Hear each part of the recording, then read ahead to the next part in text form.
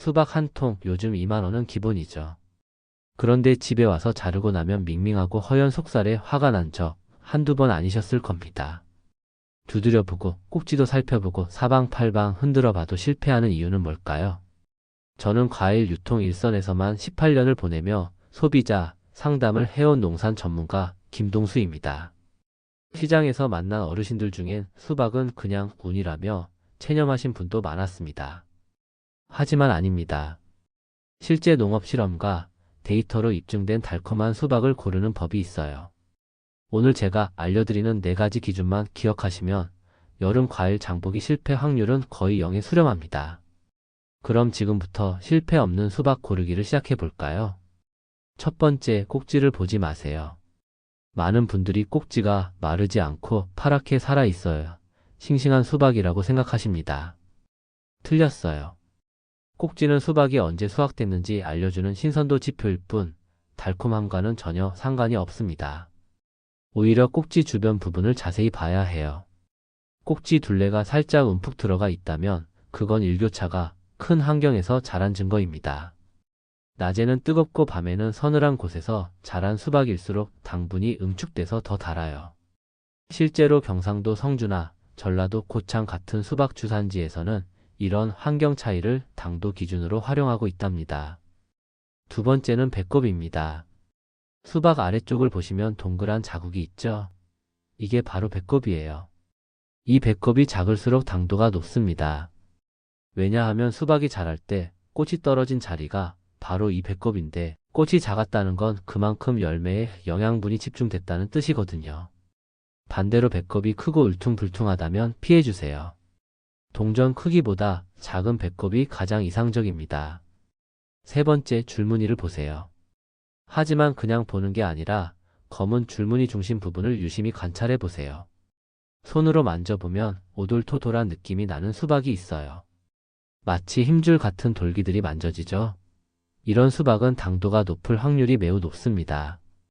수박이 자라면서 당분이 응축되는 과정에서 생기는 자연스러운 현상이거든요. 이 부분을 농사꾼들은 수박의 혈관이라고 부르기도 해요. 마지막 4번째는 하얀 분입니다. 수박 껍질을 보시면 하얗게 뿌려진 가루 같은 게 있어요. 이걸 당밀이라고 부르는데 실제로 달콤한 수박일수록 껍질에 자연스럽게 나타나는 현상입니다. 많은 분들이 이 하얀 분을 더러운 거라고 생각해서 깨끗하게 닦인 수박을 고르시는데 그러면 안 돼요. 이 하얀 분이야말로 달콤함의 증거랍니다. 특히 줄무늬 사이사이에 고르게 분포되어 있다면 더욱 좋은 신호입니다. 여기서 실전 팁 하나 더 드릴게요. 마트에서 수박을 고를 때는 너무 완벽하게 둥근 것보다는 약간 타원형인 게 나아요. 왜냐하면 자연스럽게 자란 수박은 완전한 구형이 아니라 살짝 눌린 모양을 하고 있거든요. 그리고 무게감도 중요합니다. 크기에 비해 묵직한 느낌이 드는 수박의 수분과 당분이 충분히 들어있는 증거예요. 그럼 정리해 볼까요? 달콤한 수박을 고르려면 꼭지 상태는 무시하고 배꼽이 작은지 확인하세요. 그 다음 검은 줄무늬 부분을 만져서 오돌토돌한 힘줄이 있는지 느껴보고 마지막으로 껍질에 하얀 당밀이 있는지 살펴보시면 됩니다. 이 4가지 기준은 제가 시장과 도매 유통을 오가며 확인한 방법들이에요. 특히 83살 청주에 사시는 조복래 여사님께서 이 방법을 배우신 후로는 한 번도 실패하지 않으셨다고 하세요. 심지어 이웃집에도 알려주셔서 동네에서 수박 고르기 달인으로 소문이 났다고 하시더군요. 당도 높은 여름이 여러분을 기다립니다. 자, 지금까지 수박 고르는 4가지 기준을 말씀드렸는데요. 아마 많은 분들이 이런 생각을 하고 계실 겁니다. 그래도 수박은 두드려 봐야 하는 거 아닌가?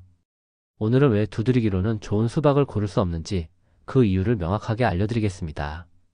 사실 수박을 두드려서 소리로 판단하는 방법은 분명히 존재해요. 하지만 이건 전문가들이나 쓸 수 있는 방법입니다. 농장에서 20년, 30년 수박만 키운 분들은 정말로 소리만 듣고도 수박의 상태를 알 수 있어요. 하지만 우리 같은 일반 소비자들이 그 미묘한 차이를 구분해낼 수 있을까요? 제가 직접 실험을 해봤습니다. 시장에서 만난 어르신 20분께 같은 수박을 두드려 보시라고 했더니 19가지 다른 의견이 나왔어요. 어떤 분은 둔탁한 소리가 나야 좋다고 하시고 또 어떤 분은 맑은 소리가 나야 한다고 하시더라고요.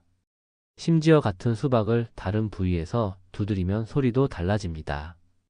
더 중요한 건 이겁니다. 요즘 마트나 대형 할인점에서 파는 수박들은 이미 한 차례 선별 과정을 거친 것들이에요. 완전히 설이 걷거나 너무 가숙한 수박은 애초에 매장에 들어오지 않습니다. 그러니까 진열된 수박들은 어느 정도 기본 품질은 갖춘 상태라는 뜻이죠. 이런 상황에서 소리의 미묘한 차이로 최고의 수박을 찾아낸다는 건 정말 어려운 일입니다. 그럼 전문가들은 어떤 소리를 듣는 걸까요? 익은 수박은 두드렸을 때 통통하는 낮고 둔탁한 소리가 납니다. 반대로 덜 익은 수박은 딱딱하는 높고 맑은 소리가 나죠. 그런데 문제는 이 차이가 정말 미세하다는 겁니다. 게다가 수박의 크기, 껍질 두께, 심지어 두드리는 힘의 세기에 따라서도 소리가 달라져요. 실제로 제가 상담했던 안산에 사시는 69세 김석철 씨 경우를 말씀드릴게요. 이분은 수박 두드리기의 달인이라고 자부하셨는데 어느 날 자신 있게 고른 수박이 완전히 밍밍했대요. 그래서 다시 시장에 와서 따져보니 그 수박은 겉은 멀쩡해 보였지만 속이 너무 익어서 물러진 상태였던 거예요. 아무리 소리가 좋아도 이미 최적기를 넘긴 수박이었던 셈이죠. 여기서 또 하나 말씀드릴 게 있어요. 요즘 젊은 분들은 마트에서 수박을 두드리는 것 자체를 부담스러워 하세요. 다른 손님들 눈치도 보이고 괜히 시끄럽게 만드는 것 같아서 말이죠. 그런데 굳이 그런 스트레스를 받으면서 확실하지도 않은 방법을 쓸 필요가 있을까요? 대신 말씀드린 4가지 기준을 다시 생각해 보세요. 배꼽 크기, 꼭지 주변 함몰, 줄무늬의 힘줄, 그리고 하얀 당밀. 이 4가지는 누구나 쉽게 확인할 수 있고 무엇보다 수많은 테스트와 분석을 통해 검증된 방법입니다. 만약 정말 확신이 서지 않는다면 이렇게 해보세요. 먼저 배꼽을 보고 동전 크기보다 작은 것들만 후보로 추려내세요. 그 다음 그 중에서 줄무늬 부분을 만져보고 오돌토돌한 힘줄이 느껴지는 것을 선택하세요. 마지막으로 하얀 당밀이 고르게 분포된 것을 고르시면 됩니다. 이 순서로만 해도 실패 확률은 현저히 줄어들어요. 특히 연세가 드신 분들께서는 청력이 예전 같지 않으실 수도 있잖아요. 그런데 시각과 촉각으로 판단하는 이 방법들은 나이와 상관없이 누구나 활용할 수 있어요. 실제로 대전에서 자두농사만 30년 하신 이영구 농부님께서는 이제 귀로 듣지 말고 눈으로 보고 손으로 느끼면 되는구나라고 하시며 정말 좋아하셨답니다. 그러니까 다음에 수박을 고를 때는 두드리는 시간에 배꼽과 줄무늬, 당밀을 차근차근 살펴보세요. 확실하고 간단한 방법이 항상 최고의 선택이에요. 복잡하게 생각하지 마시고 눈으로 보고 손으로 만지는 것만으로도 충분히 달콤한 수박을 만나실 수 있을 겁니다. 과일을 고르는 손끝에서 계절이 달라집니다. 수박 고르는 법을 마스터하셨으니 이제 다른 여름 과일들도 정복해 볼까요? 복숭아, 참외, 자두, 포도까지 한 번에 끝내드리겠습니다. 각각의 과일마다 고유한 특성이 있지만 공통된 원리만 이해하시면 어떤 과일이든 실패 없이 고르실 수 있어요. 먼저 복숭아부터 시작해 보겠습니다. 복숭아는 후각이 가장 중요한 단서를 제공해요. 정말 달콤하고 맛있는 복숭아는 가까이만 가도 향이 진하게 납니다. 코를 대고 킁킁거릴 필요도 없어요. 팔길이 정도 거리에서도 은은한 복숭아 향이 느껴진다면 당도가 높다는 증거입니다. 그 다음 복숭아 윗부분을 자세히 보세요. 꼭지가 붙어있던 부분 말이에요. 여기가 살짝 갈라져 있거나 벌어진 모양이라면 완전히 익은 복숭아라는 신호입니다. 반대로 이 부분이 완전히 막혀 있고 딱딱해 보인다면 아직 덜 익었을 가능성이 높아요. 하지만 여기서 주의할 점이 있어요.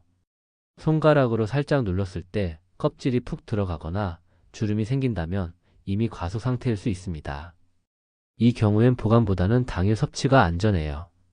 적당히 탄력이 있으면서도 향이 진한 복숭아가 가장 좋습니다. 제가 상담했던 인천의 오순희 주부님은 이 방법을 배운 후로 복숭아 골라가지고 집에 가는 길이 이렇게 행복할 줄 몰랐다고 하시더라고요. 참외는 어떨까요? 참외는 색깔이 가장 중요한 기준입니다. 노란색이 선명하고 진할수록 당도가 높아요. 그런데 여기서 함정이 하나 있어요. 너무 노랗기만 하면 안 되고 초록색 줄무늬가 뚜렷하게 보여야 한다는 겁니다. 이 줄무늬가 흐릿하거나 거의 보이지 않는다면 신선도가 떨어진 거예요. 참외의 무게감도 중요합니다. 크기에 비해 묵직한 느낌이 드는 참외가 수분과 당분이 충분한 증거예요. 그리고 참외 꼭지 부분을 살펴보세요. 여기가 너무 말라 있거나 검게 변했다면 오래된 참외일 가능성이 높습니다. 꼭지 주변이 싱싱하고 약간의 수분기가 느껴지는 것이 좋아요. 참외는 일반 냉장 보관 기준으로 이틀에서 사흘 정도가 가장 신선합니다. 이후엔 수분이 빠르게 줄면서 당도와 식감이 떨어지기 시작하죠. 자두는 표면의 하얀 가루가 핵심입니다. 이 하얀 가루를 과분이라고 하는데 신선한 자두일수록 이 과분이 고르게 분포되어 있어요. 많은 분들이 이 하얀 가루를 더러운 거라고 생각해서 깨끗하게 닦인 자두를 고르시는데 그건 잘못된 선택입니다. 오히려 이 과분이 있는 자두가 더 신선하고 맛있어요. 자두를 고를 때 또 하나 주의할 점은 물기예요. 자두 표면에 물방울이 맺혀 있거나 축축한 느낌이 든다면 피하시는 게 좋습니다. 이런 자두는 보관 과정에서 문제가 있었을 가능성이 높고 금방 무를 수도 있어요. 건조하면서도 과분이 고르게 분포된 자두를 선택하세요. 마지막으로 포도입니다. 포도는 알의 균일함이 가장 중요해요. 한 송이 안에서 알의 크기가 비슷하고 색깔도 고르게 분포된 것이 좋습니다. 특히 포도 알이 단단하게 붙어 있는지 확인해 보세요. 살짝 흔들어 봤을 때 우수수 떨어진다면 신선도가 떨어진 거예요. 포도 줄기 색깔도 신선도를 판단하는 중요한 기준입니다. 줄기가 초록색을 유지하고 있다면 신선한 포도라는 증거예요. 반대로 줄기가 갈색으로 변했거나 말라 있다면 오래된 포도일 가능성이 높습니다. 그리고 포도송이 위쪽과 아래쪽 알의 상태를 비교해 보세요. 아래쪽 알들이 쭈글쭈글하거나 색이 변했다면 피하시는 게 좋아요. 여기서 실전 꿀팁 하나 더 드릴게요. 과일을 고를 때는 가능하면 오전에 장을 보시는 게 좋습니다. 특히 여름철에는 오후가 되면 과일들이 더워져서 상태 판단이 어려워져요. 오전에는 하룻밤 동안 시원하게 보관된 상태라서 과일 본연의 상태를 더 정확하게 확인할 수 있어요. 그리고 한 가지 더, 과일을 만질 때는 힘을 너무 세게 주지 마세요. 특히 복숭아나 자두 같은 연한 과일들은 손가락 자국이 날 수 있거든요. 손바닥 전체로 부드럽게 감싸듯이 무게감을 느껴보시면 됩니다. 이렇게 각 과일별 특성을 이해하고 나면 여름 과일 장보기가 정말 즐거워질 거예요. 부산의 최영달 할아버님께서는 이제 과일 고르는 재미에 시장 가는 것도 기다려진다고 하시더라고요. 실제로 이런 실용적인 정보들을 더 많은 어르신들께서 알고 계셨으면 좋겠어요. 여름마다 실패하는 과일 때문에 속상해하실 분들이 아직 많이 계시거든요. 혹시 주변에 과일 고르기로 고생하시는 분들이 계시다면 이 영상을 꼭 공유해주세요. 그리고 이런 알짜 정보들을 놓치지 않으시려면 구독 버튼과 좋아요, 그리고 알림 설정까지 꼭 눌러주세요. 앞으로도 어르신들의 실생활에 정말 도움되는 내용들만 엄선해서 전해드릴게요. 올 여름은 실패 없는 장보기로 더 시원해지세요. 좋은 과일 고르는 법을 다 배우셨는데 집에 와서 잘못 보관하면 아무 소용이 없겠죠? 오늘은 많은 분들이 모르고 계시는 냉장고 속 과일을 더 망가뜨리는 보관 실수 딱 3가지를 알려드리겠습니다. 특히 냉장고 보관법만 제대로 알아도 과일을 2배는 더 오래 맛있게 드실 수 있어요. 실수 첫 번째입니다. 수박을 반으로 자른 다음 랩으로 씌워서 냉장고에 넣으시죠. 이렇게 하시면 절대 안 됩니다. 왜냐하면 수박을 자른 단면에 랩을 씌우면 랩과 수박 사이에 습기가 차면서 세균이 급격히 번식하거든요. 실제로 이렇게 보관한 수박은 하루만 지나도 세균 수가 원래보다 3,100까지 늘어날 수 있어요.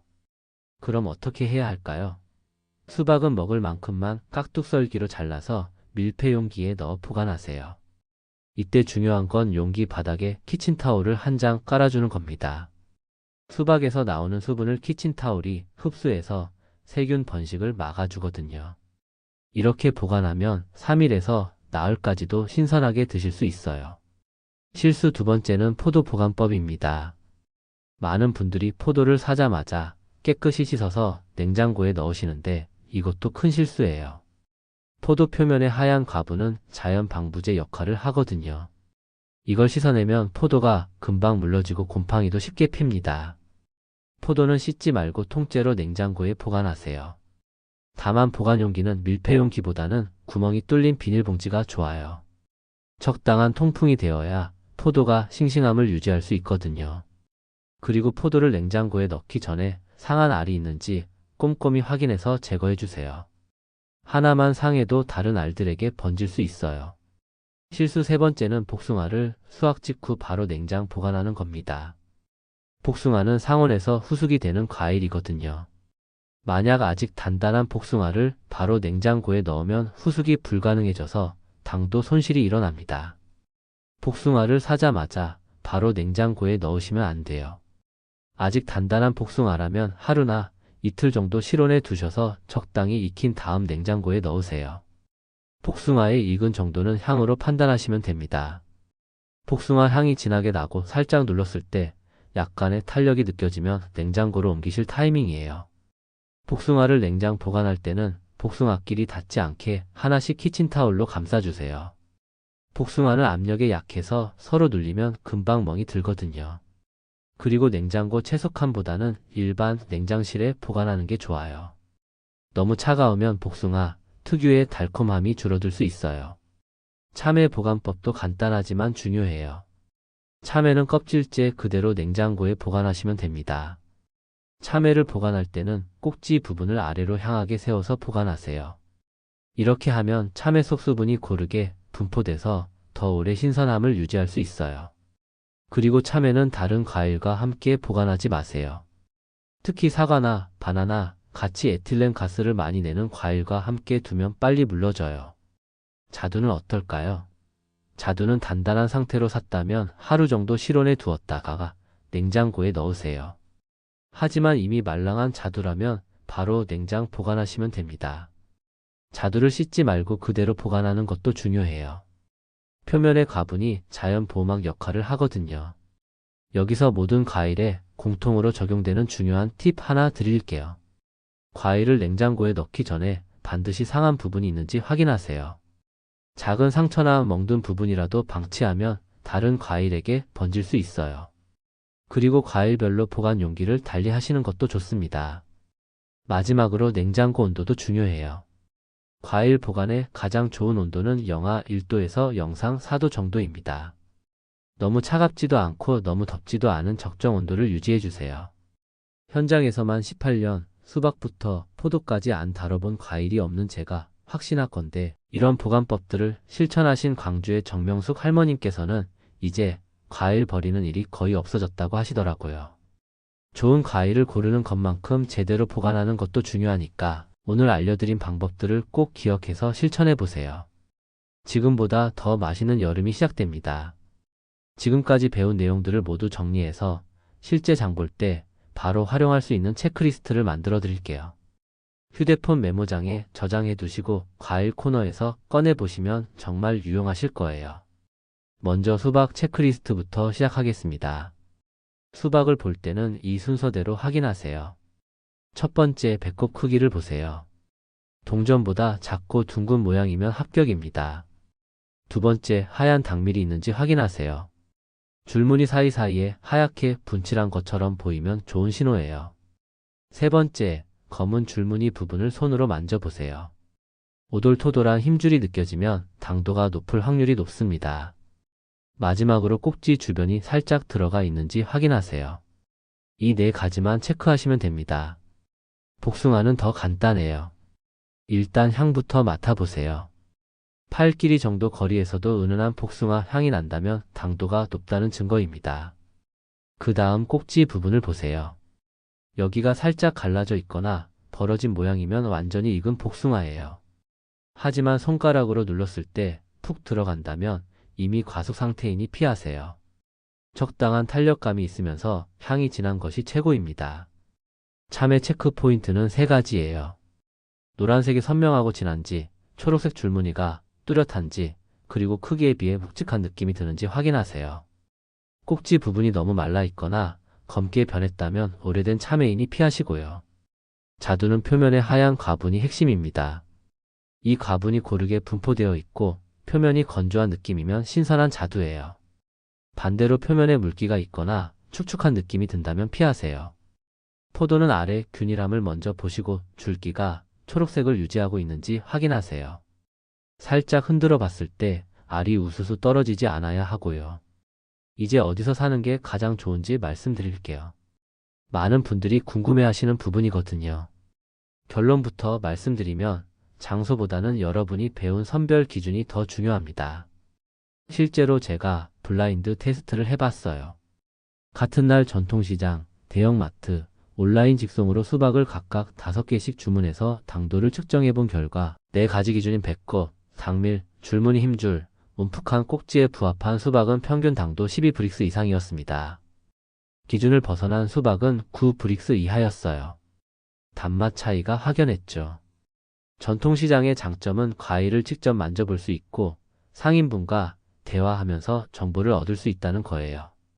특히 단골이 되시면 좋은 과일이 들어왔을 때 따로 연락도 주시고 하거든요. 하지만 품질 편차가 클 수 있고 보관 상태가 일정하지 않을 수 있어요. 대형마트는 품질 관리가 체계적이고 에어컨이 잘 되어 있어서 과일 상태를 정확히 판단하기 좋습니다. 하지만 가격이 비싸고 진열된 지 오래된 과일도 있을 수 있어요. 그래서 마트에서는 특히 오늘 알려드린 신선도 체크가 중요합니다. 농장 직거래나 온라인 직송은 어떨까요? 신선도는 가장 좋을 수 있지만 직접 보고 고를 수 없다는 단점이 있어요. 대신 농장주와 직접 소통할 수 있어서 과일에 대한 자세한 정보를 얻을 수 있습니다. 믿을 수 있는 기준으로 확립된 이 선별법을 사용하면 전통시장에서 산 수박 중에서도 배꼽이 크고 당밀이 없는 것은 당도가 낮았고 마트에서 산 수박이라도 4가지 기준을 모두 만족하는 것은 당도가 높았어요. 결국 장소가 아니라 여러분의 선별 능력이 가장 중요하다는 뜻입니다. 그럼 어디서 사든 상관없나요? 그건 아니에요. 제가 추천하는 건 이렇습니다. 처음에는 전통시장에서 상인분과 대화하면서 과일에 대해 배우세요. 그 다음 대형마트에서 체계적으로 비교해 보면서 선별 능력을 키우시고요. 익숙해지시면 온라인 직송도 활용해 보세요. 특히 연세 드신 분들께는 전통시장을 추천합니다. 상인분들과의 소통도 즐겁고 직접 만져보고 고를 수 있어서 더 확실하거든요. 다만 오늘 배운 기준들은 반드시 적용하세요. 마지막으로 정말 중요한 팁 하나 더 드릴게요. 과일을 고를 때는 욕심내지 마세요. 한 번에 너무 많이 사면 다 먹기도 전에 상할 수 있어요. 특히 여름철에는 2, 3일 분량만 사서 자주 가시는 게 좋습니다. 그리고 과일을 고르는 이 시간 자체를 즐기세요. 단순히 장보기가 아니라 계절의 맛을 찾아가는 즐거운 시간으로 생각하시면 됩니다. 실제로 이 방법들을 배우신 제주의 한 명의 할머님께서는 이제 과일 코너에서 보내는 시간이 즐겁다고 하시더라고요. 오늘 알려드린 모든 방법들은 수많은 고객들과 함께 실험하고 개선해온 결과물이에요. 이 방법들만 제대로 익히시면 여름 과일 때문에 실망하는 일은 없으실 겁니다. 실패 없는 달콤한 여름이 기다리고 있을 거예요. 여러분의 건강하고 즐거운 노후를 다담지혜가 진심으로 응원합니다. 오늘도 귀한 시간 내어서 끝까지 들어주셔서 진심으로 감사합니다.